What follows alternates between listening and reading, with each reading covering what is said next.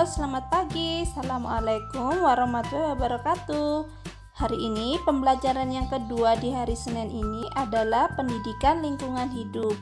Hari ini kita akan melanjutkan bab 8 yaitu tentang pelestarian hutan. Silakan kalian simak materi kita ya. Jangan lupa poin yang penting dicatat. Pelestarian hutan. Standar kompetensi memahami dampak kerusakan hutan dan usaha-usaha dalam pelestarian hutan.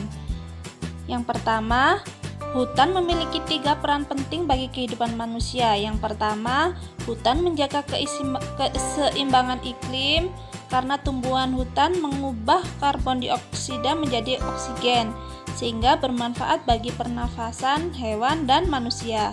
Yang kedua, hutan menjaga keseimbangan air karena hutan dapat menahan air hujan di dalam lapisan tanah sehingga air hujan yang jatuh tidak menimbulkan banjir.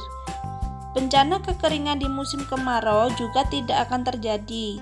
Ketiga, hutan berperan menjernihkan udara yang telah mengalami pencemaran.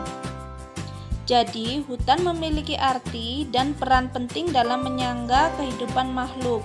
Berbagai manfaat besar dapat diperoleh dari keberadaan hutan, karena hutan memiliki fungsi sebagai penyedia sumber daya air bagi manusia, menyerap karbon dioksida, pemasok oksigen di udara, penyedia jasa wisata, dan mengatur iklim global. Kegiatan manusia yang merusak hutan. Yang pertama, penebangan hutan secara liar yang mengakibatkan pengundulan hutan. Yang kedua, perburuan hewan liar mengakibatkan hewan langka berkurang jumlahnya hingga punah. Yang ketiga, perusakan hutan bakau mengakibatkan pantai rusak karena abrasi dan tempat hidup binatang pantai musnah. Yang keempat, pengurukan rawa-rawa untuk pemukiman mengakibatkan lingkungan rawa hancur sehingga hewan-hewan rawa pergi mati dan punah.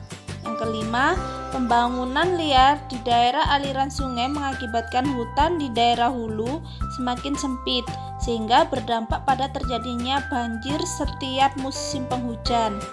Yang keenam, pemanfaatan sumber daya alam secara berlebihan yang mengakibatkan hutan kita semakin cepat hancur. Perhatikan gambar 8.1. Banyak gajah mati akibat perburuan liar yang diambil gadingnya. Gambar 8.2, lahan gundul akibat penebangan secara liar.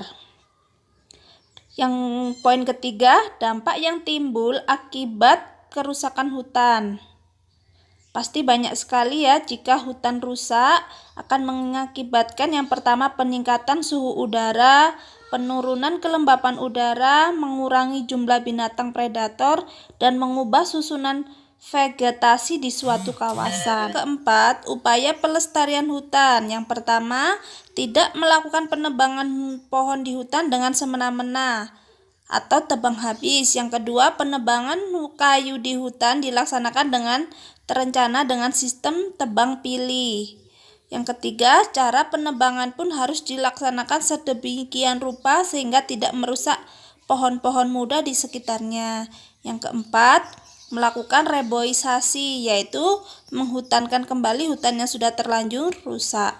Yang kelima, melaksanakan aforestasi, yaitu menghutankan daerah bukan hutan untuk mengganti daerah hutan yang digunakan untuk keperluan lain.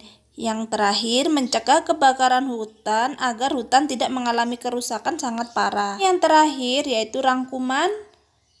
Hutan memiliki 3 peran penting, yaitu sebagai pengendali iklim, mengatur tata air, dan menjernihkan pencemaran udara. Fungsi hutan ini sekarang mengalami penurunan akibat terjadinya perusakan hutan oleh manusia, yaitu menebang dan membakar hutan.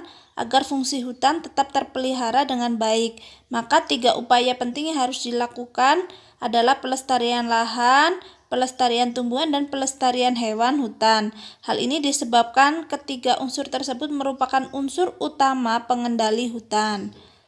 Selanjutnya, silakan kerjakan permasalahan berikut ini. Sekian materi kita hari ini. Jangan lupa tugasnya dikerjakan dan dikumpulkan. Bu Ervi akhiri. Wassalamualaikum warahmatullahi wabarakatuh.